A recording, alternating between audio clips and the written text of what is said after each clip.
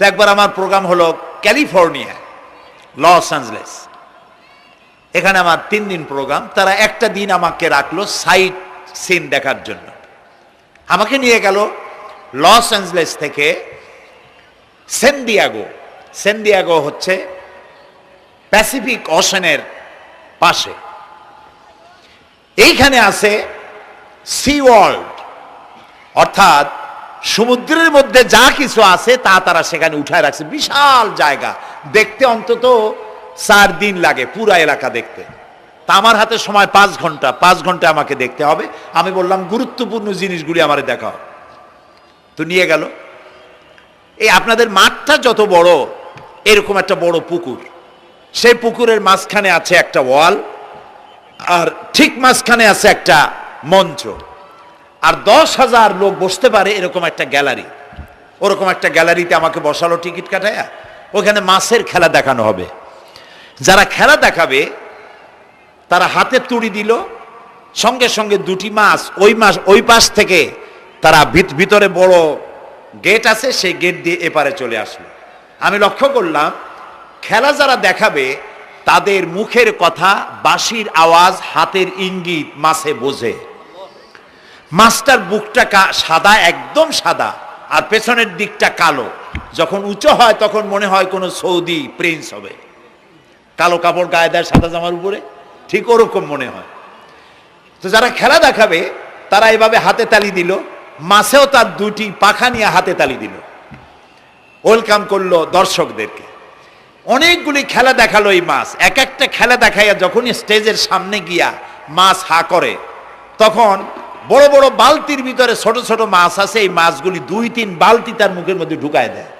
আমার কাছে মনে হলো ওর গ্রাসটা এত বড় যে আমার মতো 12-14 জন বা 15-20 জন যদি ঢুকায় তাহলে মাছে মনে করবে যে কোনো চেলাপুটি ঢুকছে, এর থেকে বেশি কিছু মনে করবে না। এত বড় মাছ, শ্যামু ফিশ বলা হয় ওটাকে। এরপরে দেখলাম তিমি মাছ, নীল জাতীয় তিমি, যে তিমিগুলি খুব কম পাওয়া যায় মহাসমুদ্রে, এগুলি থাকে। এক একটা নীল তিমির ওজন 5,000 টন পর্যন্ত হতে পারে। এর যে বাচ্চা হয় সে বাচ্চায় দুধ খায়। তিমি হচ্ছে স্তন্যপায়ী প্রাণী। যে বাচ্চা হইল যেদিন হয় সেদিন থেকেই বাচ্চার 50 থেকে 60 মণ দুধ লাগে। কে খাওয়ায়? সুবহানাল্লাহ। দুনিয়ার কোনো গভর্নমেন্ট খাওয়ায় না। দুনিয়ায় স্থলভাগে পিঁপড়া থেকে শুরু করে হাতি পর্যন্ত, ছোট্ট চেলা পোকা থেকে শুরু করে সাপ, বড় বড় পাইথন পর্যন্ত, টোনাটুনি পাখি থেকে শুরু করে ঈগল পর্যন্ত, নদীর ভিতরে চেলাপুটি থেকে শুরু করে তিমি মাছ পর্যন্ত অসংখ্য প্রাণী সকাল বেলায় খালি পেটে জঙ্গল থেকে, গর্তের মধ্য থেকে, বাসা থেকে, পানির মধ্য থেকে যার যার আস্তানা ছেড়ে আহারের অনুসন্ধানে শত সহস্র কোটি প্রাণী সব যার যার ক্ষুধার পেট নিয়ে বেরিয়ে যায়। আল্লাহ রাব্বুল আলামিন বলেন, সন্ধ্যা হতে না হতে সবগুলির পেট ভরাইয়া যার যার বাসায় আমি ভিড়াইয়া দেই। ইন্নাল্লাহা হুয়ার রাজ্জাকু যুল কুওয়াতিল মাতিন। খেতে দেওয়ার মালিক কে? সেই আল্লাহর এই গুণকে, এই গুণাবলীকে বিশ্বাস করতে হবে। খেতে দেওয়ার মালিক তিনি কেবলমাত্র। সন্তান হয় না, দেওয়ার মালিক কে? বলেন জোরে। হাসাবার মালিক কে? কাঁদাবার মালিক কে? সুখ দেওয়ার মালিক কে? দুঃখ থেকে উদ্ধার করার মালিক কে? হায়াতের মালিক কে? মওতের মালিক কে? ফাআলুন লিমা ইউরিদ। যা খুশি তাই তিনি করতে পারেন। সুবহানাল্লাহ বলে। কোন? কাফ আর নুন, 2টি অক্ষর। যখন যা ইচ্ছে করে হয়ে যায়। আল্লাহর এই গুণকে বিশ্বাস করলে মানুষ শিরক থেকে বাঁচতে পারবে। মাজার মুখী হবে না মুসলমান, মসজিদ মুখী হবে তখন। আজ আমার মুসলমান একদিকে নামাজও পড়ে আর একদিকে মাজারের কাছে গিয়ে দুর্বল হয়ে যায়। আছে না? আছে কি না? মাজারগুলির কাছে গিয়ে সাহায্য কামনা করে। আমার নিজের চোখে দেখেছি। মাজারে গিয়ে কিভাবে সেজদা দেয় কবরকে, বলেন নাউযুবিল্লাহ। আল্লাহ ছাড়া কাউকে রুকু সেজদা করা যায় না। যা চাবার আল্লাহর কাছে চাইতে হবে। ওয়াইজা সাআলতা ফাসআলিল্লাহ ওয়াইজা ইসতাআনতা ফাসতাইন বিল্লাহ। যা কিছু চাওয়ার আল্লাহর কাছে চাও, যা কিছু বলার আল্লাহকে বলো। সব কিছু করার মালিক তিনি, সুবহানাল্লাহ বলেন। এই জন্য মাজারের সাথে মুসলমানদের সম্পর্ক হবে না, মুসলমানদের সম্পর্ক হবে মসজিদের সাথে। কিসের সাথে বলেন জোরে? আপনি কোন অসুবিধায় পড়েছেন, মাজলুম হয়েছেন, অত্যাচারিত হয়েছেন, চাকরির সমস্যা হয়েছে, ঘরে খাবার নাই, অসুখ বিসুখ হয়েছে, নানান ধরনের সমস্যায় পড়েছেন, কোনো মাজার নয়, কোনো পীর নয়, মসজিদের ভিতরে চলে যান, উজু করে মসজিদে ঢুকে 2 রাকাত কাজায়ে হাজাতের নামাজ পড়েন। রাসূলুল্লাহর উপরে যখনই বিপদ হতো তিনি নামাজে দাঁড়ায় যেতেন। সুবহানাল্লাহ বলো। আপনি কেন যাবেন একটা কবরের কাছে? আপনার সাহায্য কামনার জন্য কোনো পীর নয়, আপনার সাহায্যের জন্য কোনো কবর নয়, সাহায্য পাওয়ার জন্য কে? আল্লাহ চান আপনার ঈমানটা খালেস হোক। আল্লাহ তাআলা এটা বরদাস্ত করতে পারেন না যে মানুষ কারো কাছে গিয়া আরেকজনের কাছে গিয়ে নতি স্বীকার করুক, আল্লাহ সহ্য করেন না। ইন্না শিরকা লাযুলমুন আযীম, শিরক হচ্ছে মস্ত বড় জুলম, অত্যাচার। আল্লাহ সব থেকে অপছন্দ করেন কোন গুনাহ বলেন? শিরক। আল্লাহ সহ্যই করেন না। কেন করেন না? একটা যুক্তিতে আসে, যারা বিবাহ করেছেন তাদের স্ত্রী যদি স্বামীর সাথে যে ধরনের হাসি খুশি প্রেমের আদান প্রদান করে, স্বামী ছাড়া যদি আরেকজন পুরুষের সাথে এরকমের ভাব বিনিময় করে, ফোনে কথা বলে, প্রেম করে, খুব সুন্দর করে ভালোবাসা দিয়ে যদি চিঠি লেখে অন্য পুরুষের কাছে, অথবা প্রেম নিবেদন করে, তাহলে স্বামীদের অবস্থা কেমন হবে বলেন? এইটার জবাব দিতেও যদি দেরি হয় তো খুবই কুলক্ষণ। হ্যাঁ, ভয়ানক হবে, ভয়ানক হয়ে যাবে। নিজের চরিত্র যতই যা হোক, বউর চরিত্র ভালো চাই। আচ্ছা বলেন তো, স্ত্রী আপনার সঙ্গে যেভাবে প্রেমের হাসি হাসে, প্রেম নিবেদন করে, ওই রকম আরেকটা পুরুষের কাছে সাথে করলে আপনার সহ্য হয় না কেন? আপনি স্ত্রীর উপরে আপনার অধিকারটা কতখানি, কি জন্যে? আপনার স্ত্রীর যে হাসি, যে মিষ্টি হাসি, যা আপনার প্রাণ কেড়ে নেয়, ওই হাসিতে আপনার কোনো অবদান আছে বলেন? তার যে টানা টানা চোখ, সুন্দর ভ্রু, মাথায় অনেক লম্বা চুল, শরীরটা সুন্দর, যৌবন, রূপ, এর ভেতরে আপনার কোনো অবদান আছে? হ্যাঁ আছে, একটু তো আছেই। আপনি যে মুখ দিয়ে বউটা হাসে, সেই ঠোঁটে একটু লিপস্টিক লাগাইছেন। যে চোখের জন্য আপনি পাগল, সেই চোখে একটু কাজল লাগাইছেন। শরীরটাকে পেঁচাবার জন্য সুন্দর একটা শাড়ি কিনে দিছেন। একটা শাড়ি দিয়ে, একটু লিপস্টিক কিনে দিয়ে, চুলের একটা ক্লিপ কিনে দিয়ে, একটা ভালো শাড়ি কিনে দিয়া স্ত্রীর উপরে যদি এত অধিকার আছে যে কোনদিন মৃত্যু পর্যন্ত কোন প্রেমের হাসি, ভালোবাসার আদান প্রদান আপনি ছাড়া আর কারো সাথে করতে পারবে না, এইটা যদি আপনার অধিকার এভাবে প্রতিষ্ঠিত হয়, তাহলে এই হাসি যিনি দিলেন, এই দাঁত, এই সুন্দর চোখ, এই রূপ, এই যৌবন যা আল্লাহ তাআলা দিলেন, তার সামনে কোনো পীর অথবা কবরের সামনে যদি হাত পাতে আল্লাহ বরদাস্ত করেন না। কথা কি বুঝে আসছে? কথা বুঝে আসছে? আলহামদুলিল্লাহ বলেন। আলহামদুলিল্লাহ। বুঝলেই আমাদের কষ্ট সার্থক। আলহামদুলিল্লাহ বলি। আমরা যেন আল্লাহরে চিনতে পারি, বুঝতে পারি। আমার বিশ্বাস করুন, কোরআন আমার সামনে, আল্লাহর কসম, কোন জীবিত পীর, কোন মৃত্যু পীর আমার ভাগ্যের ভালো বা মন্দ করার কোন অধিকার রাখে না, রাখে না, রাখে না। কোন পীর ফু দিয়ে আমার ভাগ্যকে ভালো বানাই দিতে পারবে না, পারবে না, এবং আমার একটা চুলও বাঁকাও করতে পারবে না। খাইরিহি ওয়া শাররিহি মিনাল্লাহি তাআলা। আমার ভালো, আমার মন্দ করার একমাত্র মালিককে? এক আঙ্গুল আকাশের দিকে উঁচু করে চিৎকার দিয়ে বলুন কে? আবার বলেন, আবার বলেন, আবারও বলুন। হাত নামান। আল্লাহ কবুল করুন, বলেন আমিন। আমার এই বক্তব্য দিয়ে আমি কোনো পীরকে অমর্যাদা করছি না।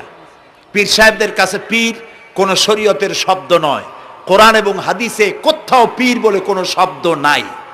এটি ফার্সি শব্দ। এই শব্দের অর্থ হলো বৃদ্ধ।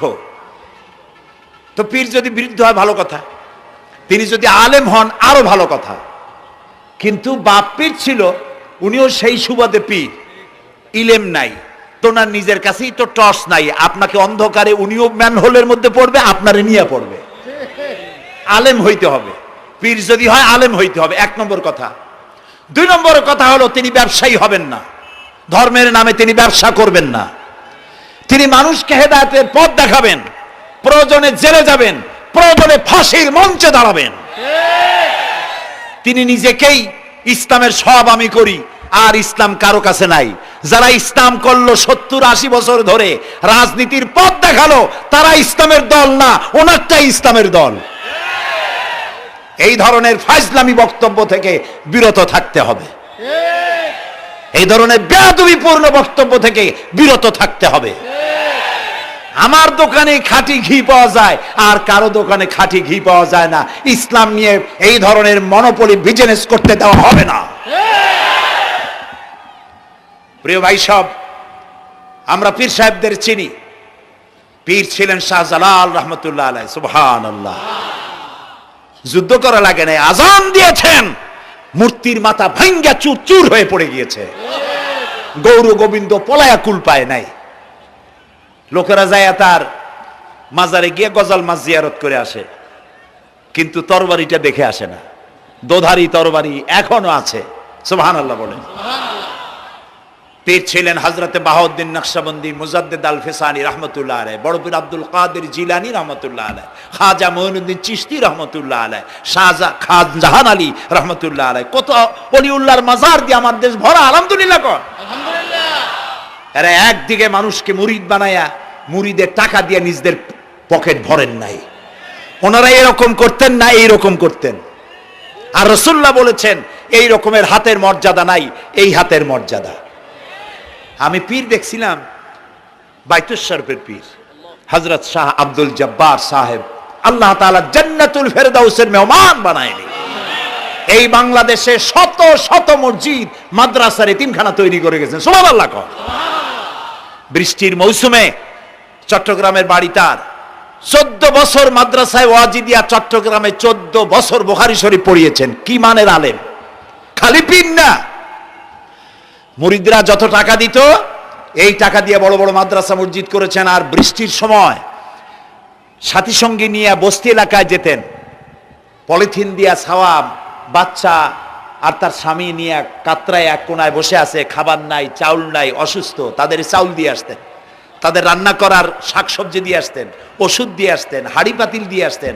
বন্যা হলে, তুফান হলে টাকা উজাড় করে যা মুরিদরা দিত সবগুলি উজাড় করে মানুষের খেদমত করতেন। সুবহানাল্লাহ।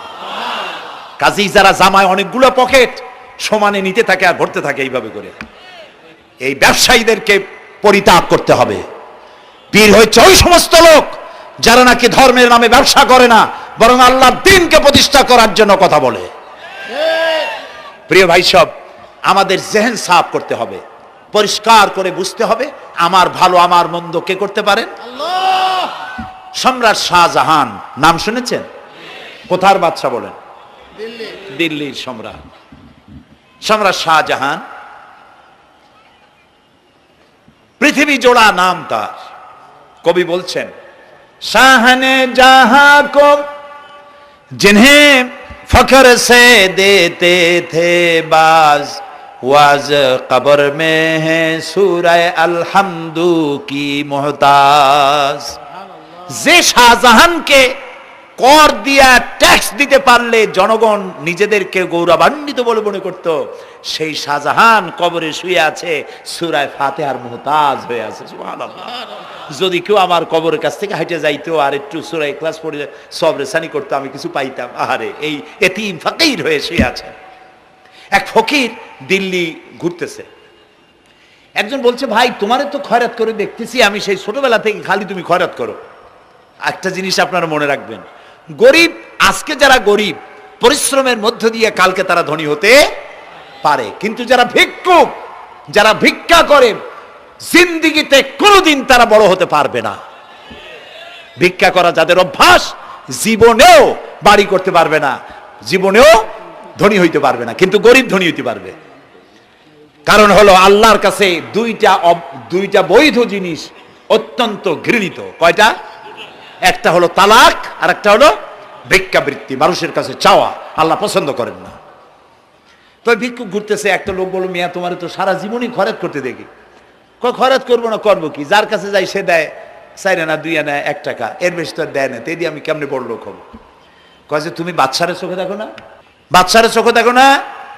কয় বাদশার কাছে কি আমার মতো লোক যাইতে পারে নাকি? কল না, যাইতে হবে, যাও। বাদশা একবার যাবা, এমন দেওয়া দেবে জীবনে আর তোমার খয়রাত করা লাগবে না। পাতি শিয়ালের পিছনে ঘুরে তো লাভ নাই, পাতি শিয়ালে খায় মুরগি, তোমার একটা ঠ্যাং দেবে, দাঁতের খেলালের কাজও হবে না। বাঘের পিছনে ঘোরো, বাঘে খায় গরু আর হরিণ, একটা রান দিলে তুমি 1 সপ্তাহ খাইতে পারবে। কাজে ঘুরতে গিয়েও বোঝা উচিত কার সাথে ঘুরি। তো বলছে বাদশার কাছে যাও। তো বাদশারে পাবো কই? কই তো দেখলাম কেবল মসজিদে ঢুকলো।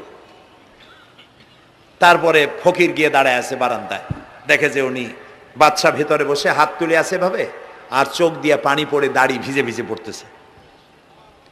নামাজ শেষ করে, মোনাজাত শেষ করে বাদশা বেরিয়েছেন। কোন বাদশা?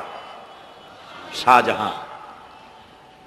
বাইরে আসার পর ফকির বলল, আসসালামু আলাইকুম বলে ফকির রওনা করছে। বাদশা বলে, দাঁড়াও, তুমি যে রওনা করলা, তোমার তো ভিক্ষুক মনে হয়, আর লোকেরা যারা ভিক্ষুক না তারাও তো আমার কাছে চায়, আর তুমি তো ভিক্ষুক, চাইলে না কেন কিছু? ভিক্ষুক বলে, জাহাপানা, আমি কিছু চাইতেই এসেছিলাম আপনার কাছে, কিন্তু আপনার করুণ অবস্থা দেখে আমার জ্ঞানের চোখ খুলে গিয়েছে। আমি দেখতে পেলাম আমি যার কাছে চাইতে এসেছি, আমি তো কান্দি না, হাতও বাতি নাই। যার কাছে চাইতে আসতাম দিল্লির সম্রাট, আবার কোন সম্রাটের কাছে হাত পেতে ভিক্ষুকের মতো কি জানি চায়, আর চোখ দিয়া পানি পড়ে দাড়ি ভিজে ভিজে পড়ছে। আমার জ্ঞানের চোখ খুলে গেছে, দুনিয়ার বাদশার কাছে আর চাইবো না। বাদশা কান্দে যে বাদশার কাছে, তার কাছেই চাইব। প্রিয় ভাই সব, এই জন্যে জিহেন সাফ করে ফেলুন। দুনিয়ার কোনো মানুষের জন্য, মানুষের কাছে নয়, কোনো কবরে নয়, কোনো কারো কাছে নয়, আল্লাহ তাআলার কাছেই আমরা নামাজের মধ্যে ঘোষণা করেছি, ইয়াকা না'বুদু ওয়া ইয়াকা নাস্তাঈন। আল্লাহ তাআলা, তোমার একমাত্র ইবাদত করি, তোমার কাছেই সাহায্য চাই। কাজী সাহায্য আল্লাহর কাছে। কার কাছে চাইবো বলে? আল্লাহ আমাদের ঈমান পোক্ত করে দিন। আমরা বলি আমিন, আমরা বলি আমিন। অসুখ বিসুখ হইলে পরে ধৈর্য ধরবেন। অনেক মানুষ আছে জ্বর হইলে কয় যে এত নামাজ পড়ি খালি জ্বর আমারই হয়, এত রোজা রাখি, ভালো ভালো কাম করি, আমার ছেলের অসুখ মোটে সারি না। এই জাতীয় কথা বলবেন না। মোমেনের পায়ে যদি কাঁটাও ফোটে, সওয়াব থেকে খালি নাই। ধৈর্য ধরতে হবে। কাঁটা ফুটছে, বলেন ইন্না লিল্লাহ। আজাবান লিল মুমিন, মুমিনের জন্য বড়ই আশ্চর্য ব্যাপার, বিপদ হইলেও শুকর আদায় করে, আর সুখে থাকলেও শুকর আদায় করে। সুবহানাল্লাহ বিহামদি। বিপদ আসলে সে বলে ইন্না লিল্লাহি, বলেন ইন্না লিল্লাহি ওয়া ইন্না ইলাইহি রাজিউন। আর যখন শান্তি আসে বলে আলহামদুলিল্লাহ। দুই অবস্থায় তার জন্য নিয়ামত আল্লাহর তরফ থেকে সে পায়, আলহামদুলিল্লাহ। প্রিয় ভাই সব, তো আল্লাহর উপর ঈমান আনার জন্য কয়টা শর্ত বলছি না? এই যে প্যাচ লেগে গেছে, কয় যে 3টা। আল্লাহর উপর ঈমান আনার জন্য শর্ত কয়টা? 4টা। 4টার বলছি কয়টা? 2টা। আরেকটা হচ্ছে আল্লাহর কুদরত, এ বিশ্বাস করা। আল্লাহর কুদরত মানে শক্তি। আল্লাহর কিছু বিশ্বাস করবেন, বলেন জোরে? শক্তি। আকাশ এবং জমিনে শক্তিশালী কে? কিন্তু আমার দেশের জনগণ, কিছু কিছু রাজনীতিবিদরা বলে জনগণই নাকি সকল ক্ষমতার, সকল শক্তির উৎস। কি পাগল! তুমি ক্ষমতার উৎস? নাকের মধ্যে ময়লা, দাঁতে ছাতা, পেটের মধ্যে দুর্গন্ধ ভরা, ক্ষমতার উৎস। আশ্চর্য কথা, এই যে ক্ষমতার উৎস, হাজার হাজার লোক এখানে বসা, দুইটা ভাউয়া ব্যাংক যদি দুই কোণা দিয়ে ঢোকে, ভাউয়া ব্যাংক চেনেন? বিগ সাইজের ব্যাংক, দুইটা যদি দুই দিক দিয়ে ঢোকে লাফাইতে লাফাইতে, সামনে যারা আছে এমনি লাফাবে। অন্তত টঙ্গী তামিরুল মিল্লাত মাদ্রাসা ছাড়াইয়া তারপরে ফিরে তাকায় বলবে, ভাই আমরা দৌড়াই কেন?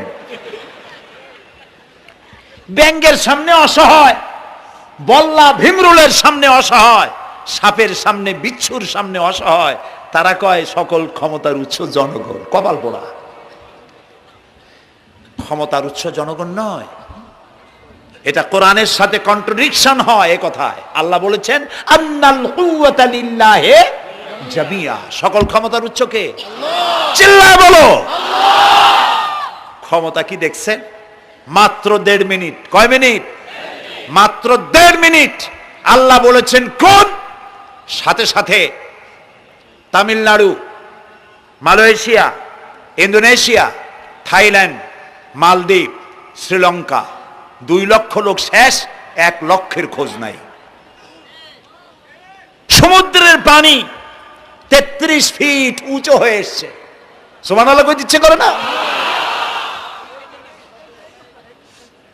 বিজ্ঞানীরা বলেছেন ভারত মহাসাগরের তলদেশে ফাটল ধরেছে, ওর কয়েক কিলোমিটার নিচে ভূমিকম্পের উৎপত্তি হয়েছে। ভারত মহাসাগরের পানি 3 হাত না 4 হাত, কত কিলোমিটার আল্লাহই জানে। এই কয়েক কিলোমিটার নিচে যে মাটি, সেই মাটিরও কয়েক কিলোমিটার নিচে ভূমিকম্পের উৎপত্তি। এখান থেকে ভূমির কম্পন হয়েছে, সেই ভূমিকম্পে সমস্ত মহাসাগরের মধ্যে, ভারত মহাসাগরের মধ্যে জলকম্পন শুরু হয়েছে। পানির কম্পন, মাটির কম্পন একসাথে। 33 ফিট উঁচা, মানে 4 তলা বিল্ডিং এর মতো উঁচু হয়ে আসছে পানি। 4 তলা পরিমাণ উঁচু হয়ে পানি চলে আসছে। বাড়ি গাড়ি সব কিছু খড় কুটার ন্যায় সব উড়িয়ে দিয়েছে। এগুলোরে কপাল পোড়া নাস্তিক যেগুলি, তারা বলে প্রাকৃতিক দুর্যোগ। ওর বাপের মাথা। আচ্ছা, প্রাকৃতিক দুর্যোগ, প্রকৃতি কি? কোন জন্তুর নাম? প্রকৃতি কোন জন্তু জানোয়ারের নাম? প্রকৃতি নিজে চলে না কেউ তাকে চালায়? কে চালায়? কপাল পোড়ারা তা বোঝে না। বিশ্ববিদ্যালয়ের শিক্ষক হয়েছে তো, আল্লাহ দিয়ে আসি কোথায়? তবে সব খারাপ না, ভালো আছে আলহামদুলিল্লাহ। কিছু আছে কপাল পোড়া। বিশেষ করে শান্তিনিকেতনে যারা পড়াশোনা করে আসে, সাহিত্য চর্চা করে, এই সাহিত্য চর্চা করতে করতে এক পর্যায়ে কপাল পুড়ে যায়, আল্লাহরে চিনতে পারে না। সব চেনে, আল্লাহরে চেনে না। আল্লাহ এখন চিনাইতেছে ভালো করে। প্রিয় ভাই সব, কওমে আদ, কওমে সামুদ, এগুলিকে আল্লাহ তারা ধ্বংস করেছেন। কিয়ামতের আগে এই যে 7টা আকাশ, এই আকাশ সম্পর্কে অবিশ্বাসীরা তারা বলেছে আকাশ বলতে কিছুই নাই, এটা নাকি অনেক দূরে, তাই নীলা নীলে দেখা যায়। কি কপাল পোড়া চিন্তা করেন, নীলা নীলা দেখা যায়। এই আকাশ মহাশূন্য। এই আকাশগুলিকে, আকাশ কয়টা? কয়টা স্তর? 7টা। এগুলি কাতাইয়ে সিজিল্লিল কুতুব। কোরআনে কারিমে আল্লাহ তাআলা বলেছেন কিতাবের পৃষ্ঠার মতো কিয়ামতের আগে একটার পর একটা ঠাস ঠাস করে পড়বে, ভেঙে চুরে চুরমার হয়ে যাবে। ওয়াইদাল বিহারু ফুজ্জিরাত, আল্লাহ তাআলা বলছেন ইদাস সামাউ ফাতারাত ওয়াইদাল কাওয়াকিবু ইনতাসারাত ওয়াইদাল বিহারু ফুজ্জিরাত। আকাশের তারকাসমূহ বিক্ষিপ্ত হয়ে পড়বে। অসংখ্য তারকারাজি, বিশাল বিশাল তারকা বিক্ষিপ্ত হয়ে পড়বে। চন্দ্র সূর্য একটার সাথে আরেকটা ধাক্কা লেগে চাঁদ আর সূর্য আলো হারিয়ে ফেলবে, একাকার হয়ে যাবে। পাহাড়গুলো উঁচু করে আল্লাহ তাআলা জমিনের উপরে আছাড় মারবেন, কালিহিনিল মানফুস, তুলার মতো উড়ে চলে যাবে। সুবহানাল্লাহ বলবা না? কত বড় শক্তি আল্লাহ পাকের। ওয়াইদাল বিহারু ফুজ্জিরাত, সমুদ্র সমূহ বিদীর্ণ হয়ে যাবে। সমুদ্রে যত পানি আছে সমস্ত পানিগুলি নিঃশোষিত হয়ে যাবে মাটির তলায় এবং সেখানে অগ্নুৎপত্তি হবে। কোরআনে কারীম আল্লাহ বলে দিয়েছেন গোটা সমুদ্রগুলিতে আগুন জ্বলতে থাকবে। এগুলি কিয়ামতের আলামত। আল্লাহ পাকের অফুরন্ত মেহেরবানি। এই যে কানের কাছ দিয়া গুলিটা চলে গেছে, কানে লাগে নাই, বাড়ির কাছ থেকে কিয়ামত হয়ে গেল, বাংলাদেশে আল্লাহ বাঁচাই দিলেন। সুবহানাল্লাহ বলো, আলহামদুলিল্লাহ বলেন। আমাদের প্রতিবেশী দেশগুলিতে যেভাবে আঘাত লাগছে, ওর 1000 ভাগের 1 ভাগের আঘাত কয়েক সেকেন্ড যদি বাংলাদেশে হতো, আমাদের সব অপরিকল্পিত শহর, রাজুক পারমিশন দিয়েছে 3 তলার, করা হয়েছে 7 তলা। এইভাবে অপরিকল্পিত যত বিল্ডিং আছে এগুলি পচা সিমেন্ট দিয়ে, পচা ইট দিয়ে তৈরি করা হয়েছে। 2-3 সেকেন্ডের ভূমিকম্প যথেষ্ট এই শহর লণ্ডভণ্ড করে দেওয়ার। অসংখ্য মানুষ মারা যাবে, অসংখ্য বাড়িঘর শেষ হয়ে যাবে। এদেরকে রেস্কিউ করার মতো মডার্ন ইকুইপমেন্টসও গভর্নমেন্টের কাছে নাই। এই জন্য আল্লাহর কাছে সেজদা দিয়া গুনার তওবা করতে হবে, আল্লাহ আমাদের মাফ করে দাও, আমার এই গরিব দেশটাকে কিয়ামত পর্যন্ত এই গজব থেকে বাঁচাও। প্রিয় ভাই সব, আল্লাহ তাআলার ক্ষমতার ওয়াজ আমি আজ করতে পারবো না, অনেক লম্বা হয়ে যাবে। কারণ আমাকে 3টা পুঁজির কথা তো কমসে কম বলতেই হবে, অল্প করে হলেও। শুনবেন তো? আল্লাহ তৌফিক দিক, বলেন আমিন। তো আল্লাহ তাআলার ক্ষমতায় বিশ্বাস করা, তার প্রচন্ড ক্ষমতা, যা খুশি তাই বলেন করতে পারেন। মরাকে জিন্দাকে মারতে পারেন, মরুভূমিতে ফুল ফুটাতে পারেন। সুবহানাল্লাহ, যা খুশি তাই করতে পারেন। এই শক্তি সহকারে আল্লাহকে বিশ্বাস করতে হবে। 4 নম্বরে আল্লাহর হুকুম এবং হাকাম, আদেশ নিষেধ। আমি আল্লাহরে বিশ্বাস করি, এই কথার কোনো দাম নাই যদি তার আদেশ না মানি। এই কথার কোনো দাম নাই যদি তার নিষেধকে আমি আমার জীবনে প্রত্যাহার না করে চলতে পারি। মুসলমান বলে দাবি করার কোনো মূল্য নেই। একদিকে নামাজ পড়ি, আর একদিকে ওজনে কম দেয়, খাদ্যে ভেজাল দেয়, বেপরদা করি, মিথ্যা কথা বলা হয়, ওজনে কম দেয়, খাদ্যে ভেজাল দেয়, জমিনের আইল ঠালে আমানতের খেয়ানত করে, আল্লাহর হুকুম মানা হলো না, রসুলের আদেশ মানা হলো না। আল্লাহর উপর ঈমান আনার জন্য 4র্থ শর্ত হচ্ছে আল্লাহ যা বলেছেন মাথা নত করে মেনে নিতে হবে, বলতে হবে সামি'না ওয়া আতা'না। বলেন সামি'না ওয়া আতা'না, শুনলাম আর মেনে নিলাম। বলেন তো জোরে, শুনলাম আর মেনে নিলাম। সুবহানাল্লাহ বলেন। মুমিনেরা এই প্রশ্নই করবে না মদ হারাম কেন, মুমিনেরা এই প্রশ্নই করবে না জুয়া হারাম কেন, মুমিনেরা এই প্রশ্নই করবে না জেনা হারাম কেন। একটাই জবাব, মদ হারাম কেন? আল্লাহ হারাম করেছেন তাই হারাম। জেনা হারাম কেন? আমার আল্লাহ হারাম করেছেন তাই হারাম। জুয়া হারাম কেন? আমার আল্লাহ হারাম করেছেন তাই হারাম। কোনো যুক্তি নাই। যুক্তির, আল্লাহর নিষিদ্ধ জিনিসে যুক্তি তালাশ করে কেবলমাত্র শয়তান। আল্লাহর আদেশ নিষেধের যুক্তি তালাশ করে কে? শয়তান। মুমিনের কাজ হলো সামি'না, বলেন, ওয়া আতা'না, শুনলাম আর মানলাম, বাস, শেষ কথা, খালাস। এই গেল 4টি শর্ত পুরো হয়ে গেল। এই 4টি শর্ত যদি পূরণ করতে পারি তাহলে আল্লাহরে বিশ্বাস করছি এটা প্রমাণিত হবে, এটা জাস্টিফাই হবে, এটা সত্যতা প্রমাণ হবে যদি আল্লাহর হুকুম মতো। 1 নম্বরে হলো, আমি আবার কথাটা প্যাকেট করে দিই যাতে করে আপনারা বাড়ি নিয়ে যাইতে পারেন। আল্লাহর উপরে ঈমান এনেছি, এই কথাটাকে কমপ্লিট করার জন্য শর্ত কয়টা? 4টা। 1 নম্বরে আল্লাহর অস্তিত্বে বিশ্বাস, বলেন আল্লাহর অস্তিত্বে বিশ্বাস। 2 নম্বরে আল্লাহর গুণাবলীতে বিশ্বাস। 3 নম্বরে আল্লাহর ক্ষমতায় বিশ্বাস। 4 নম্বরে আল্লাহর আদেশ এবং নিষেধে বিশ্বাস, মান্য করে চলা। আল্লাহ যেন এই তৌফিক আমাদের দেয়, বলেন আমিন। আল্লাহ রাব্বুল আলামিন দুনিয়ায় শান্তি, আখিরাতে জাহান্নাম থেকে মুক্তি দেওয়ার জন্য আল্লাহ পাক আমাদেরকে একটা ব্যবসার কথা বলেছেন। ওই ব্যবসায় পুঁজি কয়টা? বলেন। 3টা পুঁজি। বলছি কয়টা? দেখেন যে কেমনি প্যাঁচ লাগে।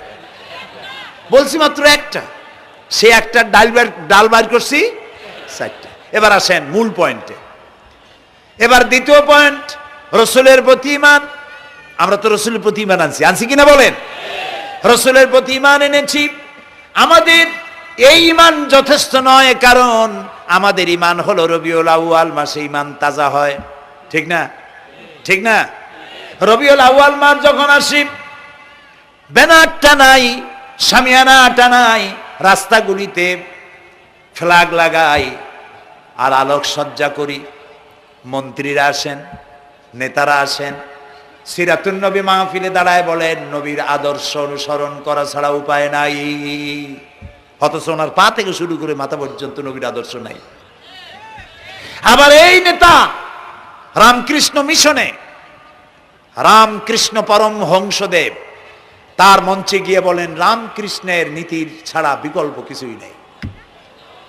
আবার গৌতম বুদ্ধের জন্মবার্ষিকী উদযাপনের জন্য সেখানে গিয়ে বলেন গৌতম বুদ্ধের অহিংস নীতি অনুসরণ করা ছাড়া জাতির যোগীনাথ হওয়ার আর কোনো পথ নাই। যেখানে যায় সেই জায়গার গুলি ধরে। রবিউল আউয়াল মাস আসতে পারে, আলোকসজ্জা করে ইয়া নবী সালামু আলাইকা, ইয়া রাসূল সালামু আলাইকা। এরপরে গরম গরম জিলাপি রাসূলুল্লাহকে বুঝায় দেওয়া হলো, হে রাসূল আপনি তাকিয়ে দেখেন কত মহব্বত আপনারে করি, আপনার মহব্বতের জন্য আমাদের শহরের কোনো মিষ্টির দোকানে আর মিষ্টি নাই, সব আমরা খাইয়া শেষ করছি। এই হলো মহব্বত। এই মহব্বতে এই ঈমানে কাজ হবে না, এই ঈমানে বলেন কাজ হবে না। কোন ঈমানে কাজ হবে? রাসূলের প্রতি ঈমানের অর্থ কি? এর অর্থ হচ্ছে নবী করিম সাল্লাল্লাহু আলাইহি সাল্লাম আমাদের রাসূল, আমাদের নেতা, আমাদের রাসূল আমাদের নেতা, আমরা তার উম্মত, তার অনুসারী। অনুসারীর কাজ কি? নেতার পূর্ণাঙ্গ অনুসরণ করণ, রাসূলুল্লাহর আনুগত্য করতে হবে। এটা কে বলেছেন? আল্লাহ রাব্বুল আলামিন সূরা আলে ইমরানের মধ্যে বলেছেন কুল ইন কুনতুম তুহিব্বুনাল্লাহা ফাত্তাবিউনি ইউহিব্বুকুমুল্লাহ ওয়া ইয়াগফির লাকুম যুনুবাকুম আল্লাহু গফুরুর রহিম। হে নবী আপনি বলুন, তোমরা যদি আল্লাহকে ভালোবাসো তাহলে তোমার কাজ হচ্ছে, তোমরা যদি আল্লাহকে ভালোবাসো তাহলে তোমরা আমার আনুগত্য করো, আমার অনুসরণ করো। কার? রাসূলের। বলেন কার? রাসূলের অনুসরণ যদি তোমরা করো, খেয়াল করে শুনতেছেন তো? আল্লাহ তাআলা বলছেন নবী আপনি বলেন তোমরা যদি আল্লাহকে ভালোবাসো, তোমাদের এই দাবি যদি সত্য হয়, তাহলে আমার অনুসরণ করো, আমার আনুগত্য করো। আমার অনুসরণ, আমার আনুগত্য করলে পরে তোমাদের কে আল্লাহ রব্বুল আলামিন ভালোবাসবেন এবং তোমাদের তামাম জিন্দেগির সমস্ত গুনাহ খাতা আল্লাহ তাআলা মাফ করে দিবে। আমরা কি গুনাহ মাফ করাইতে চাই? বলেন চাই? আসুন রাসূলের আনুগত্য করুন। রাসূলের আনুগত্য কিরকম? রাসূল যেভাবে মোস কাটছে আমরা সেইভাবে মোস কাটবো, তিনি দাড়ি যেভাবে রাখছেন আমরা সেইভাবে রাখবো, তিনি চুল কাটছেন যেভাবে সেইভাবে করব, তিনি পায়ের নখ হাতের নখ যেভাবে কাটছেন সেইভাবে করব, তিনি যেভাবে বিবাহ করেছেন সেই সুন্নত অনুযায়ী বিবাহ, তিনি যেভাবে দেশ চালাইছেন সেইভাবে দেশ চালাবো। রাসূলের অনুসরণের অর্থ শুধু এই নয় যে তিনি যেভাবে সুরমা লাগাইছেন আমি ওইরকম সুরমা দেব, তিনি যেভাবে কদু খাইছে আমিও কদু খাবো, এইটা নয়।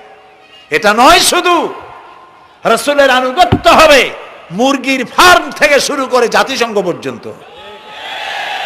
জীবনের সব ক্ষেত্রে। আর বিশ্বাস করতে হবে তিনি শেষ নবী, তারপরে আর কোন নবী আসবে না।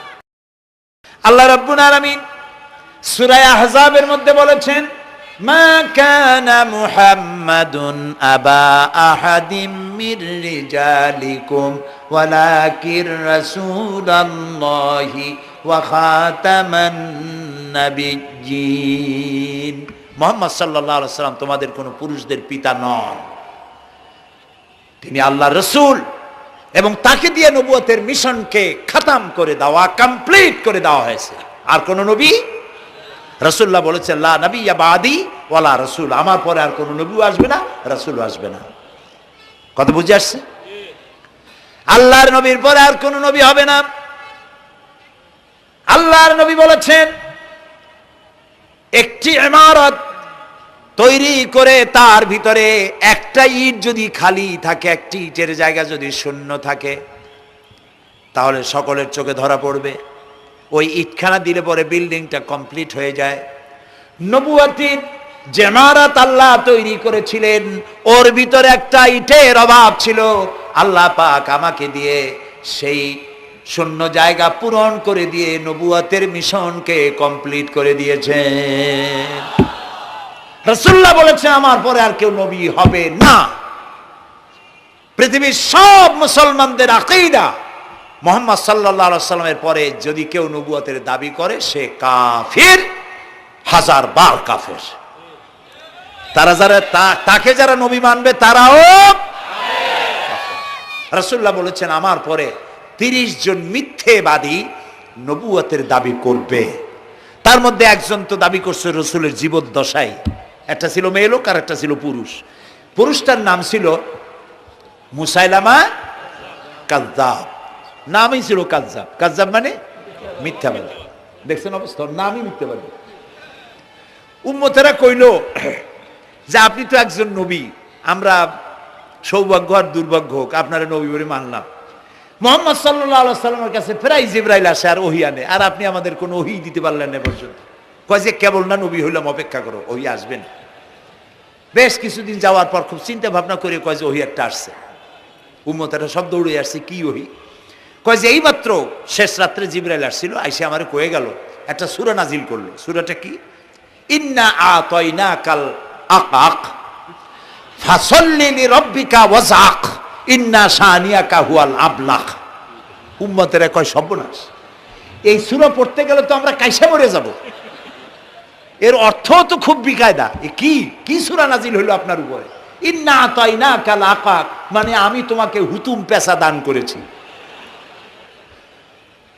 সুতরাং তুমি তোমার প্রভুর উদ্দেশ্যে নামাজ পড়ো আর চিৎকার মারো, কারণ তোমার শত্রুরা সাদা এবং কালো বর্ণের। আমরা তো আগামাথা কিছু বুঝলাম না, কি ওই? আচ্ছা ঠিক আছে, পয়গম্বর মুহাম্মদ সাল্লাল্লাহু আলাইহি সাল্লামকে তার উম্মতেরা নিয়ে যায় তাদের বাগানে, মাঝে মধ্যে নিয়ে যায়। নিলে পরে যে কুয়ায় পানি থাকে না, শূন্য কুয়া পানিতে ভরে যায়। যে গাছতলা দিয়ে তিনি হেঁটে যান, যে খেজুর গাছে খেজুর নাই, সেই গাছতলা দিয়ে রাসূল হেঁটে গেলেন, গাছে ফল ধরে যায়। আপনি তো এরকম কিছু দেখাইতে পারেন না। তোমরা তো আমার নেও না, চলো না যাই। নিয়ে গেছে, যাইয়া দেখে যে কুয়ার পাড় দিয়ে যায়, যে কুয়ায় পানি থাকে তা থাকে না, শুকায় যায়। যে গাছ তলায় দিয়ে যায় ওই গাছে খোরমা থাকলে সাথে সাথে খড়গুলো ঝরে যায়। উম্মতের কয় কি একটা কপাল পড়া নবী পাইলাম বাগে। আল্লাহ তারে শেষ করছে দুনিয়া থেকে, জাহান্নামে চলে গেছে। সেই মহিলাটাও গেছে, সেও গেছে। রাসূলুল্লাহ বলেছেন এইরকম 30 জন মিথ্যাবাদী নবুয়তের দাবি করবে কিয়ামতের আগ পর্যন্ত। গোলাম আহমদ কাদিয়ানী, এ হলো ইতিহাসে আমরা যদ্য পাই তার পর্যন্ত 28 জন হয়েছে। মুহাম্মদ সাল্লাল্লাহু আলাইহি সাল্লামের ইন্তেকালের পর ওকে নিয়ে হয়েছে 28 জন। কয়জন হইল? বাকি আছে কয়জন? তাই বলে কিয়ামত যে এই 2 জন হইলি আগামী বছর বা 5-6 বছরের মধ্যে কিয়ামত হবে ওইটা চিন্তা করেন না। এই পৃথিবীতে একটা লোক আল্লাহ শব্দ উচ্চারণ করার যদি থাকে, কিয়ামত সে পর্যন্ত হবে না। সুবহানাল্লাহ। সুতরাং বহুত দেরি আছে কিয়ামতে। তবে ওর মতো আরো শয়তান 2 জন আসবে। গোলাম আহমদ কাদিয়ানী বলল আমি পয়গম্বর, আমি নবী, আমার উপরে ওহী আসে। তো তার সঙ্গে ওই যুগের বড় আলেম মাওলানা আতাউল্লাহ শাহ বুখারী রহমতুল্লাহ আলাইহি, তিনি বললেন আচ্ছা তুমি যে নবুয়তের দাবি করো, এই শক্তি তুমি পাও কই? কয় যে আমার শক্তি তো কোরআন, কোরআনের মধ্যেই আছে আমার কথা। কোথায়? কয় সূরা সফের মধ্যে আছে, ইয়াতি মিন বাদি ইসমুহু আহমদ।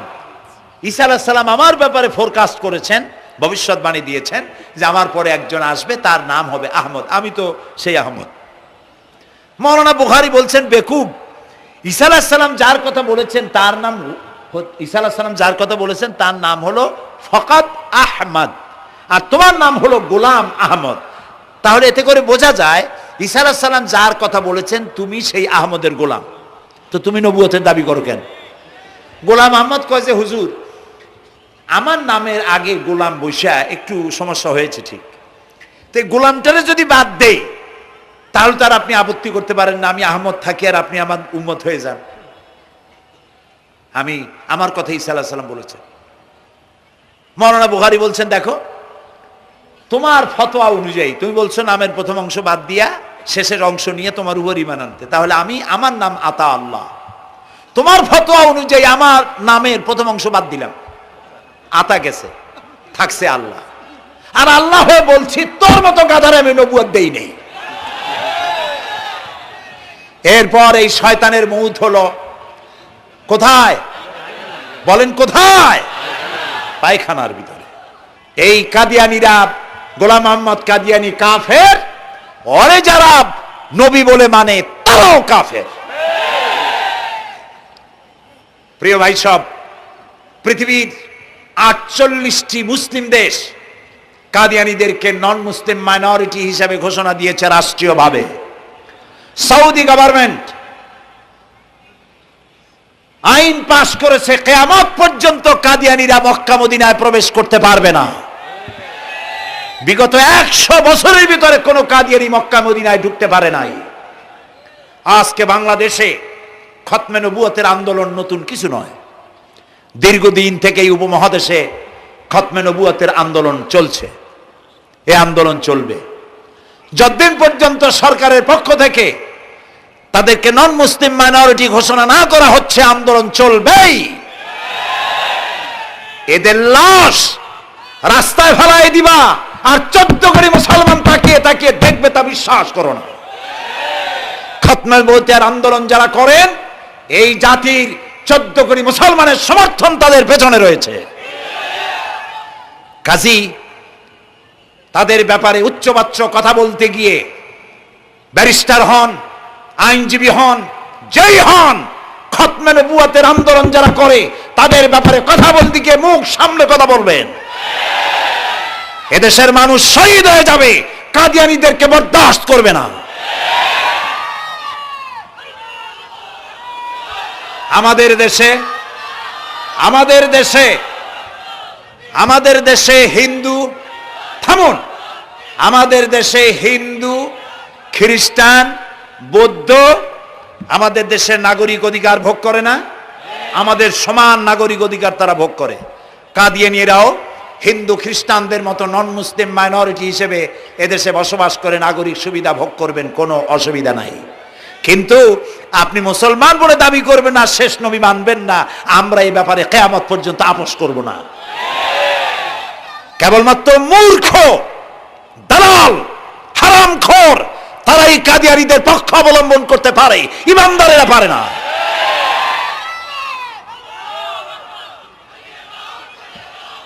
কাদিয়ানীরা যে সব মসজিদ তৈরি করে, এগুলি মসজিদ নয়, এগুলি উপাসনালয়। হিন্দুদের মন্দিরকে যেভাবে আমরা সম্মান করি, ওদের উপাসনালয়কেও সম্মান করি। কিন্তু কাদিয়ানীরা যতদিন মুসলমান নামের পরিচয় দিতে থাকবেন, আমরা আমাদের অধিকার আদায়ের জন্য সুশৃঙ্খলভাবে গণতান্ত্রিক পদ্ধতিতে আমরা এই অধিকার আদায়ের চেষ্টা করব। খতমে নবুয়তের আন্দোলন কোনো রাজনৈতিক আন্দোলন নয়, এটি আমাদের ইমানের আন্দোলন। যারা আন্দোলন করতেছেন তারা আমাদের ফরজে কিফায়ার দায়িত্ব পালন করছেন। প্রিয় ভাই সব, রাসূলের প্রতি ঈমান আনতে হলে এরকম ঈমান আনতে হবে, তারপরে আর কোনো নবী আসবে না। তারপরে কথা হলো তাকে অনুসরণ করতে হবে পায়ের নখকাটা থেকে শুরু করে মাথার চুল পর্যন্ত, জীবনের সব ক্ষেত্রে রাসূলের অনুসরণ করতে হবে। তিনি সেনাপতি ছিলেন, শ্রমিক ছিলেন, পিতা ছিলেন, নানা ছিলেন, স্বামী ছিলেন, ঠিক না? তিনি রাষ্ট্রপ্রধানও ছিলেন। আজকে যারা ধর্ম আর রাজনীতি আলাদা করেন তারা মুনাফিক, মুসলমান নয়, তারা কি? মুনাফিক। এই জন্য আমাদেরকে মনে রাখতে হবে নবী করিম সাল্লাল্লাহু আলাইহি ওয়াসাল্লাম রাষ্ট্র পরিচালনা করেছেন। যারা ধর্ম আর রাজনীতি আলাদা করেন তারা মুসলমান হিসাবে আল্লাহর কাছে পরিচিত হতে পারবেন না। প্রিয় ভাই সব, নবীজি মক্কা থেকে মদিনা এলেন, মদিনা এসে রাষ্ট্রপ্রধানের দায়িত্ব পালন করলেন। আজ তিনি রাষ্ট্রপ্রধান, কোরআন হলো সংবিধান, কোরআনের আইন চালু করে দিলেন। চুরি বন্ধ হলো, ডাকাতি বন্ধ হলো, জেনা ব্যভিচার বন্ধ হয়ে গেল, মানুষ দরজা খুলে ঘুমাবার সুযোগ পেল। সুবহানাল্লাহ, সুবহানাল্লাহ। নবী করিম সাল্লাল্লাহু আলাইহি ওয়াসাল্লাম একটি সুন্দর সুখী সমাজ পৃথিবীতে চালু করে গেলেন। আজ আমাদের ভাগ্য যদি খুলতে হয়, রাসূলের অনুসরণ করি আমাদেরকে রাষ্ট্র পরিচালনা করতে হবে। ইসলাম সন্ত্রাসকে প্রশ্রয় দেয় না, ঠিক না ভাই? আমাদেরকে যারা সন্ত্রাসী বলে, ওরাই তো সন্ত্রাসের দাদা, ওরা সন্ত্রাসের জন্মদাতা। আমাদেরকে সন্ত্রাসী বলো? আমি আমেরিকায় বক্তব্য করেছি, লন্ডনে বক্তব্য করেছি, আমি তাদেরকে বলছি তোমরা আমাদেরকে সন্ত্রাসী বলো, আমাদের দেশে যাইয়া দেখো, তোমাদের এখানে সমস্ত সুপার মার্কেটগুলি সব বন্ধ হয়ে যায় বেলা 4টায়, কোনো মার্কেট খোলা থাকে না। কেন খোলো না? তোমরা সিকিউরিটি দিতে পারবে না বলে খোলো না। চুরি হবে, ডাকাতি হবে, লুটপাট হবে, এই জন্য বিকেলেই সব বন্ধ হয়ে যায়, রাতে কোনো দোকান খোলা থাকে না। তো যাও তো আমাদের দেশে, আমাদের তো সন্ত্রাসী বলো, গরিব দেশ। আমাদের দেশের বাবুরহাটে, নরসিংদীর কাছে বাবুরহাট, যেটাকে এই দেশের ম্যানচেস্টার বলা হয়, সারা রাত কোটি কোটি শত কোটি টাকার কাপড় চোপড় বেচা কিনা হয়, পুলিশের গন্ধও খুঁজে পাওয়া যায় না, সারা রাত বেচা কিনা হয়। গ্রামের বাজারগুলি যায় দেখেন আমাদের দেশে, যশোরে, খুলনায়, উত্তরবঙ্গে রাত 2টা 2:30 পর্যন্ত বেচা কিনা হয়, ঠিক না? এই যে আমাদের দেশে আল্লাহর মেহেরবানি, এবারে যে ঈদের সময় ঈদ আর পূজা একসাথে হইল, মুসলমান মেয়েরা, হিন্দু মেয়েরা সোনা দানা গলায় পরিয়া, হাতে পরিয়া, তারপরে বাজারঘাট ঈদের কেনাকাটা, পূজার কেনাকাটা করছে, কোনো অসুবিধা হয় নাই, ঠিক না? আল্লাহর মেহেরবানি, র্যাবে জি যা করার করছে। মক্কা শরীফে, মদিনা শরীফে দেখলাম লোকেরা হাত তুলে, বাংলাদেশি লোকেরা ওখানে যারা আছে, র্যাবের জন্য দোয়া করছে, আল্লাহ র্যাবের প্রতি তুমি রহমত নাজিল করো, আল্লাহ রহম করুন কোন আমি। দেশের যতটা অসুবিধা হয়েছিল তার থেকে অনেক গুণ জ্ঞান হয়ে গেছে, আলহামদুলিল্লাহ, আলহামদুলিল্লাহ। প্রিয় ভাই সব, এই যে আল্লাহ রাব্বুল আলামিন মুসলমানদেরকে পৃথিবীর মধ্যে সব থেকে বেশি শান্তি প্রিয় করেছেন, কোন আলহামদুলিল্লাহ। তোমরা আমার মক্কা যাইয়া দেখো, মক্কা মদিনায় যাইয়া দেখো, আমাদের কেউ সন্ত্রাসী? মক্কা মদিনায় লক্ষ লক্ষ মানুষ এই যে সব চলে গেছে, এখন কোথায় গেছে? সারা পৃথিবী থেকে মানুষের এখন ছুটছে ছুটছে, পৌঁছে গেছে, আর পথে আছে, প্লেনে আছে, নদীতে আছে, গাড়িতে আছে। সুবহানাল্লাহ, লক্ষ লক্ষ মানুষ চলে গেছে, সবার একই ড্রেস, একই গন্তব্য, একই স্লোগান, লাব্বাইক আল্লাহুম্মা লাব্বাইক। সব মানুষ চলে গেল। আমি 96-তে যখন পার্লামেন্টে আসলাম, প্রথম পার্লামেন্টে এক বক্তৃতার ভেতরে আমি বলেছিলাম যে আমাদের দেশে নেতা নেত্রীরা ওমরা করে, হজ করে। আচ্ছা, আপনারা যাইয়া দেখেন কি, করেন কি, আনেন কি? যাইয়া একটু তোয়াব করিয়া আসার সময় আতর আর পাথর, সুরমার খুরমা পকেট ভরে নিয়ে আসেন, কিন্তু চোখে দেখেন না। আল্লাহ তাআলা বলছেন, আওয়ালাম ইয়ারাউ আন্না জাআলনা হারামান আমিনান, তোমরা কি দেখতে পাও না আমার এই হারামকে আমি কিভাবে নিরাপত্তার শহর বানিয়েছি? সুবহানাল্লাহ। রাত 2:30 3টার সময় চাঁদের মতো সুন্দরী যুবতী মেয়ে, একাকিনী, কোনো পুরুষ সঙ্গী ছাড়া, নিজের ডেরা, নিজের তাবু ফেলে কাবা শরীফের ভিতরে এসে গেল, লক্ষ লক্ষ পুরুষের মধ্য দিয়ে আল্লাহর ঘর তওয়াফ করলো, তাহাজ্জুদের নামাজ আদায় করলো, এরপরে দোয়া দুরুদ করে, কান্নাকাটি করে, মেয়ে লোকটি একাকী লক্ষ লক্ষ মানুষের মধ্য দিয়ে নিজের ঘরে ফিরে গেল। কোন পুরুষের একবার তার চেহারার দিকে নজর পড়েছে তো দ্বিতীয়বার তার রূপ উপভোগ করার মতো সাহস কারো মনের মধ্যে জাগে না। হাজার বছরের ইতিহাস, মক্কা থেকে, মদিনা থেকে, আরাফাত থেকে, মুজদালিফা থেকে, মিনা থেকে একটা নারী লাঞ্ছিতা হয়েছে, ধর্ষিতা হয়েছে, অপমানিতা হয়েছে, এর ইতিহাস নয়।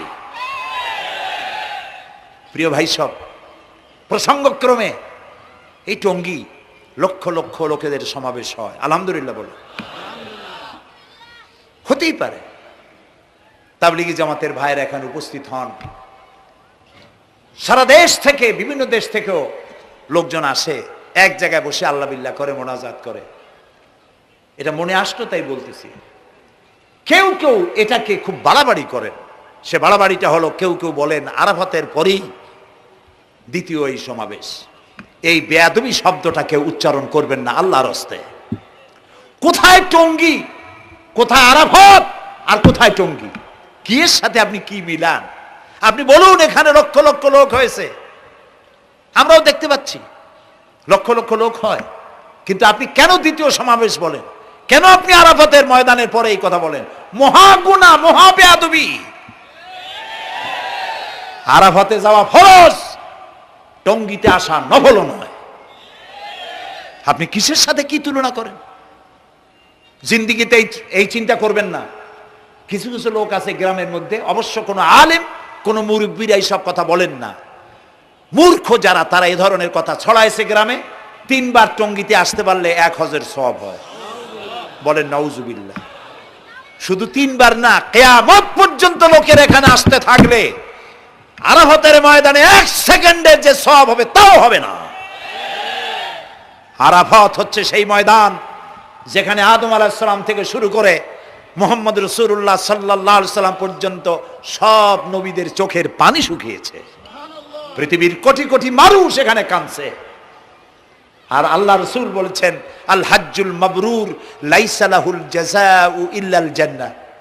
একটা কবুল হজের সওয়াব আল্লাহর কাছে বেহেশত দেওয়া ছাড়া আর কিছুই নেই। মান হাজ্জা লিল্লাহ ফালাম ইয়ারফুস ওয়ালাম ইয়াফসুক রাজাকা ইয়াউমিন ওয়ালাদাতহু উম্মুহু, রাওয়াহুল বুখারী। বুখারী শরীফের হাদিস। রাসূলুল্লাহ বলছেন, আরাফাতের ময়দান থেকে হাজিরা যখন বেরিয়ে যায় সন্ধ্যায়, মা যেমন নিষ্পাপ সন্তান প্রসব করে, আরাফাত থেকে হাজিরা তেমন নিষ্পাপ হয়ে বেরিয়ে যায়। আল্লাহর হস্তে আপনারা এই তুলনাটা কেউ করবেন না। বলবেন অনেক বড় সমাবেশ হয়েছে, লক্ষ লক্ষ লোক হয়েছে, বাস শেষ। এটা দ্বিতীয় সমাবেশ, আরাফাতের পরের এটা দ্বিতীয় স্থান অবলম্বন করেছে, এইসব বাজে কথা আর একদিনও বলবেন না। মহাবেয়াদবি যদি কেউ বলে থাকেন আস্তাগফিরুল্লাহ পড়েন আস্তাগফিরুল্লাহ। আল্লাহ সবাইকে ক্ষমা করুন, বলুন আমিন। এখানে আসলে দোয়া কবুল হবেই, কোনো গ্যারান্টি নেই, কোনো গ্যারান্টি নাই।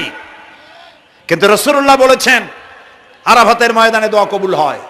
রাসূলুল্লাহ বলেছেন আল্লাহর ঘরের কাছে দাঁড়ায়া মুলতাজিমে দাঁড়ায়া এমন কোন দোয়া করি নাই যে আল্লাহ কবুল করেন নাই।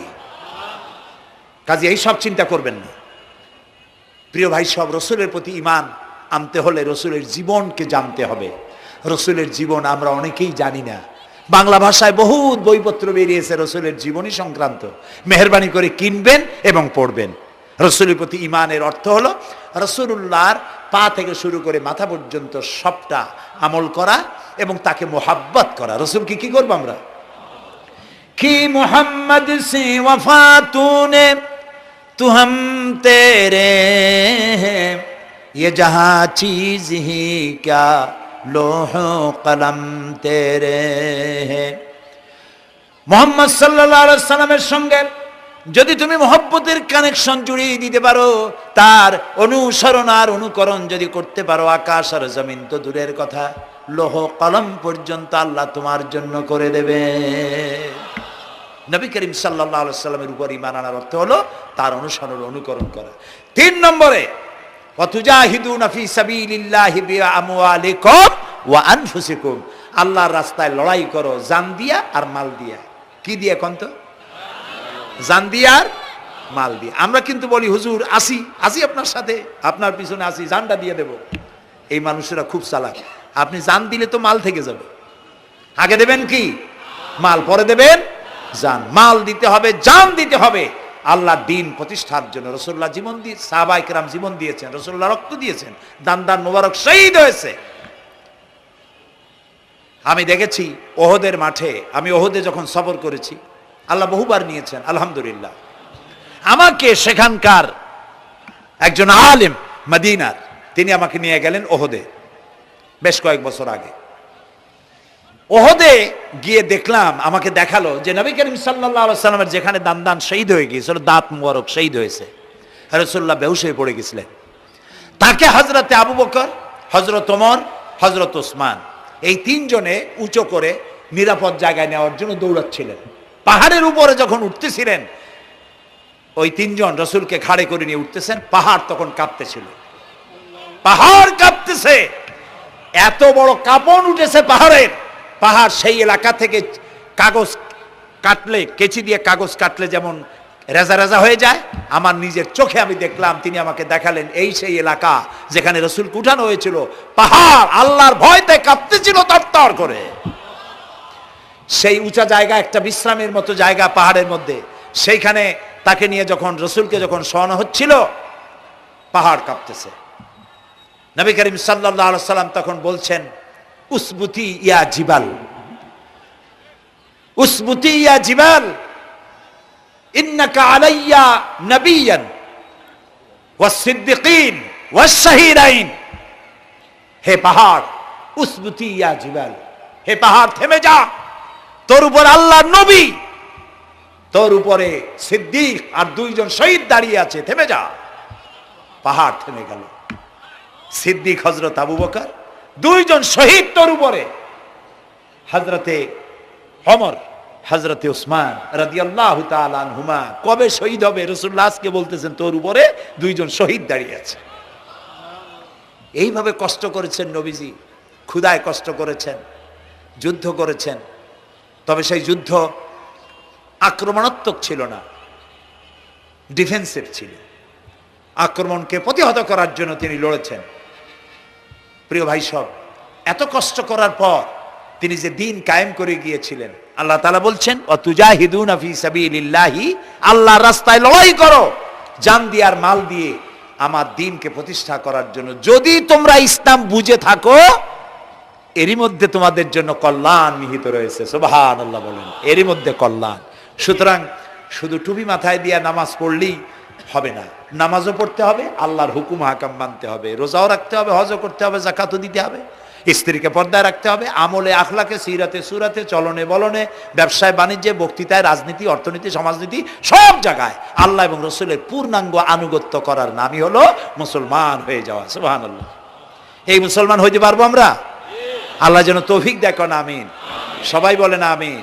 আমি এখন আপনাদের নিয়ে মোনাজাত করব। মোনাজাতের আদব বসা, দাঁড়ানো ভাইয়ের একটু বসেন। এই যত মানুষ দাঁড়ায় আছেন মেহেরবানি করে একটু বসেন। আমি কিন্তু একবারও বলিনি আপনারা বসেন। দাঁড়ানো ভাইরা মেহেরবানি করে বসেন, মোনাজাত করব আপনাদেরই নিয়ে।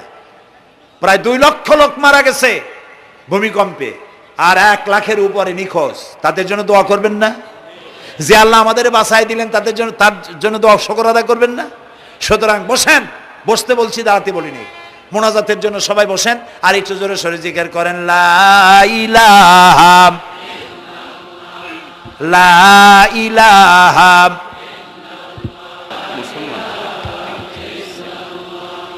ঘামে শেষ হয়ে গেছে।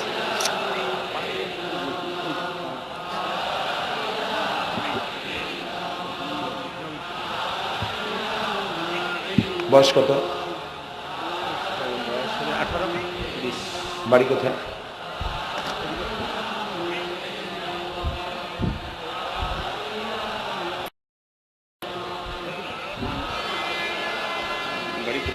একটু জোরে লা ইলাহা। এফিডেভিট করছো? বসো বসো।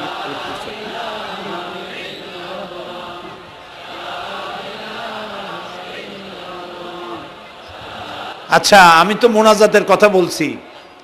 মোনাজাত থুয়ে যদি কেউ হাঁটে তো এটা একটা বড় বদকিসমতির ব্যাপার। এত মানুষ একসাথে আল্লাহর কাছে মোনাজাতের লোক কিভাবে সামলান, কেমনে হাঁটেন? এক যুবক ইসলাম কবুল করার জন্য আসছে,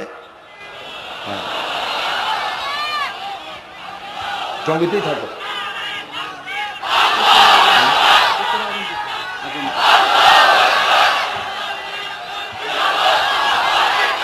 জি,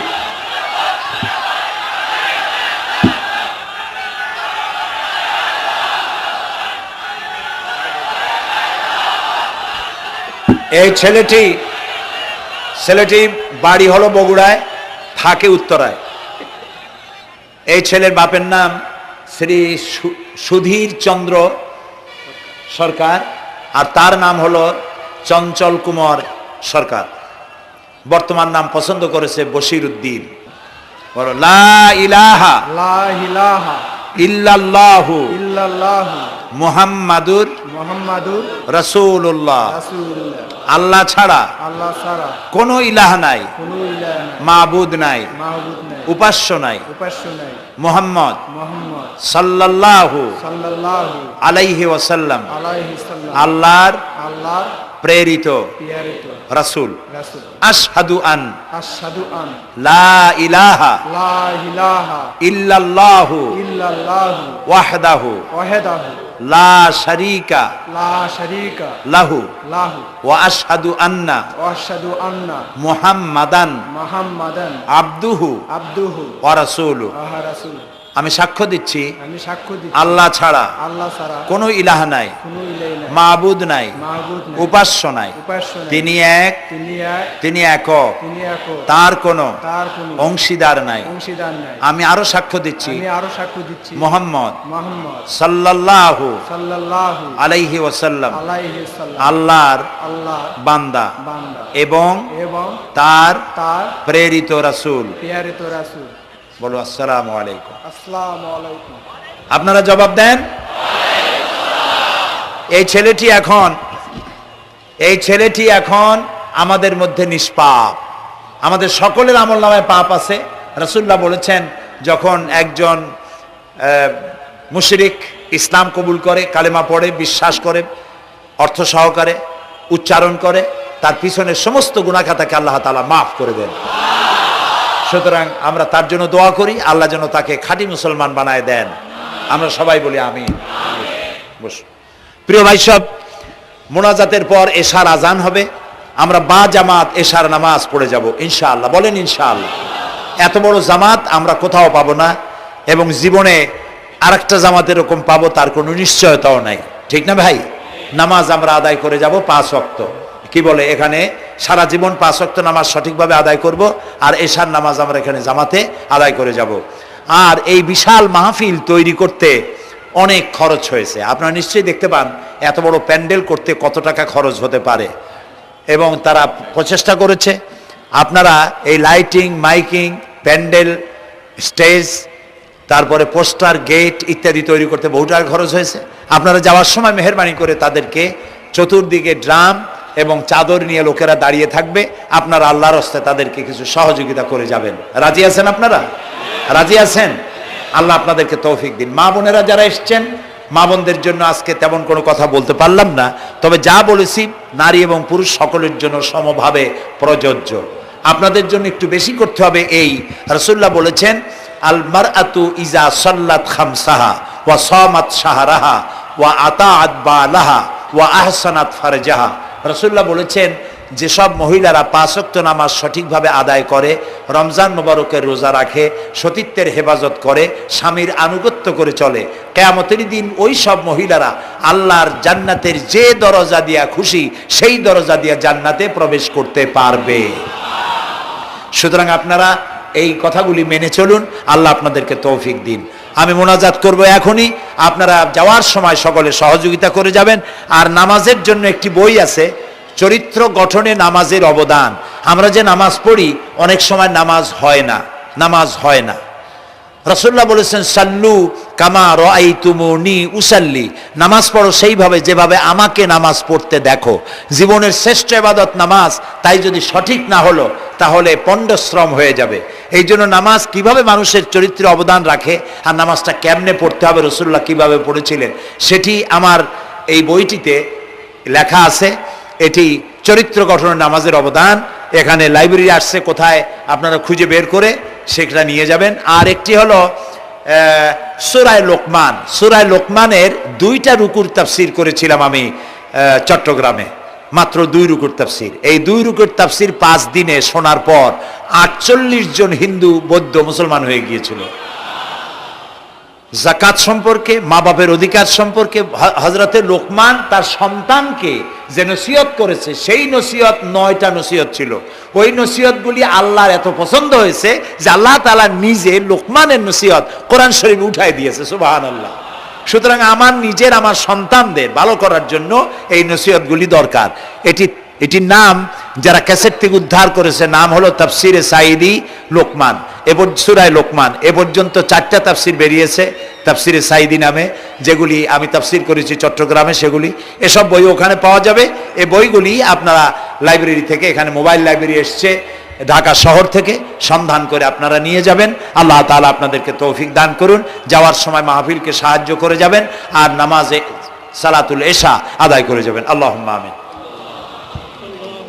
ربنا ظلمنا أنفسنا وإن لم تغفر لنا وترحمنا لنكونن من الخاسرين ربنا لا تزغ قلوبنا بعد إذ هديتنا وهب لنا من لدنك رحمة إنك أنت الوهاب أي الله تعالى হাজার হাজার মুসলিম জনতা পুরুষ এবং নারী আমরা তোমার দরবারে হাত তুলেছি, গুনার বোঝা মাথায় নিয়ে হাত তুলেছি। দয়া করে আমাদের জিন্দেগীর সমস্ত গুনাহ খাতাকে আল্লাহ মাফ করে দাও। আয় আল্লাহ তাআলা, আমাদের মধ্য থেকে আমাদের মা বাপ যাদের দুনিয়া থেকে বিদায় হয়ে গেল, কবরগুলিকে জান্নাতের টুকরায় পরিণত করে দাও। রব্বির হামহুমা কামা রব্বায়ানি সগীরা, সবাই পড়েন রব্বির হামহুমা কামা রব্বায়ানি সগীরা। আয় আল্লাহ তাআলা, तमाम পৃথিবীতে আজ মুসলমানেরা বড়ই বিপদে আছে। হায় আল্লাহ তাআলা, বিপদগ্রস্ত মুসলমানদেরকে তুমি সাহায্য করো রব্বুল আলামিন। ইরাকের মাজলুম মুসলমানদের হাতে ইরাকের জমিন উঠায় দাও। হায় আল্লাহ তাআলা, জালিমদেরকে তুমি নস্তনাবুদ করে দাও। আল্লাহ তাআলা, বাংলাদেশ আমাদের প্রিয় জন্মভূমি, এই দেশের উপরে তোমার খাস রহমত নাজিল করো। হায় আল্লাহ তাআলা, ভূমিকম্পে আশেপাশের দেশগুলির মারাত্মক ক্ষতি হয়ে গেল। আল্লাহ তাআলা, তুমি আমাদেরকে দয়া করে বাঁচাই দিয়েছো। কিয়ামত পর্যন্ত আসমান আর জমিনের সব মুসিবত থেকে আমাদের দেশকে তুমি হেফাজত করো রব্বুল আলামিন। আমাদের স্ত্রী পুত্র পরিজন যাদেরকে তুমি দান করেছো, সবগুলিকে দিনদার, ইমানদার, নামাজি মুসলমান বানাইয়া দাও। আয় আল্লাহ তাআলা, এই মাহফিলের আয়োজন যারা করেছেন, কষ্ট করেছেন, পয়সা দিয়েছেন এবং দেবেন, সকলকে আল্লাহ তাআলা ইমানে কামেল সকলকে দিয়ে দাও। আমাদেরকে তোমার মকবুল বান্দাদের মধ্যে শামিল করে নাও। আল্লাহ তাআলা, যারা হজে চলে গেছেন, যারা রাস্তায় আছেন যাওয়ার পথে, আর এবং আরো যারা যাবেন, আল্লাহ তাআলা সকলের যাতায়াত আসান করে দাও, সকলের হজকে কবুল করে নাও। যারা হজ করেন নাই, এই মাঠে আজকে যারা উপস্থিত, মন চায় যেতে, আল্লাহ তাআলা তাদেরকে যাওয়ার ব্যবস্থা করে দাও। আল্লাহ তাআলা, মা বোন যারা এসেছেন, মা বোনদের গুনাহ খাতাকে মাফ করে দাও, মা বোনদের অসুখ ব্যাধি মাফ করে দাও, তাদের কেমন আমল করার তৌফিক দাও, যাতে করে কিয়ামতে হযরতে আয়েশা খাদিজার সঙ্গে হাসর নসিব হয়ে যায়। আল্লাহ তাআলা, তোমার কাছে আরেকটা দোয়া করি, আমাদের এই বাংলাদেশে যারা বোমা মারে, আমাদের এই বাংলাদেশে যারা গ্রেনেড হামলা করে, আমাদের এই বাংলাদেশে সন্ত্রাসী তৎপরতা চালায়া যারা মানুষ হত্যা করে, তুমি তাদেরকে হেদায়েত করে দাও, তুমি তাদেরকে হেদায়েত করে দাও, তুমি তাদেরকে হেদায়েত করে দাও। আল্লাহ তাআলা, তোমার ইলমে যদি জানা থাকে ওদের নসিবে হেদায়েত নাই, তাহলে হামান, নমরুদ, সাদ্দাত, ফেরাউন এগুলারে যেমনে তুমি ধ্বংস করছো, বাংলাদেশে যারা গ্রেনেড হামলা করে, বোমা হামলা করে, মানুষ খুন করে, ওদেরকে গজব দিয়া, লানত দিয়া বাংলাদেশ থেকে চিরকালের জন্য বিদায় করে দাও। যারা বাংলাদেশে নৈরাজ্য সৃষ্টি করে, আল্লাহ তাদেরকে গজব দিয়া বিদায় করে দাও। হয় তারা হেদায়েত হোক, না হয় এই শয়তানদের হাত থেকে আমাদের দেশকে আল্লাহ তুমি রক্ষা করো রব্বুল আলামিন। টঙ্গী বিরাট শ্রমিক এরিয়া, আল্লাহ তাআলা শ্রমিকদের স্বাস্থ্য ভালো রাখো, তাদের সকলকে নামাজ আদায় করার তৌফিক দাও। আল্লাহ তাআলা, তাদের অভাব অভিযোগ দূর করে দাও। 4 দলীয় ঐক্য জোটের এই সরকারকে ইসলামের পক্ষে থাকার কাজ করার তৌফিক দান করে দাও। যত ওয়াদা নির্বাচনের আগে করেছিল, সবগুলি ওয়াদা অক্ষরে অক্ষরে পালন করার তৌফিক দিয়ে দাও। আমি কয়েক সেকেন্ড আপনাদের জন্য ছেড়ে দিলাম। মাথা নিচু করে, চক্ষু বন্ধ করে, যার যা চাওয়ার দরকার আল্লাহর কাছে চান। এই বিশাল মাহফিলে আল্লাহ তাআলা দোয়া কবুল করবেন ইনশাআল্লাহ।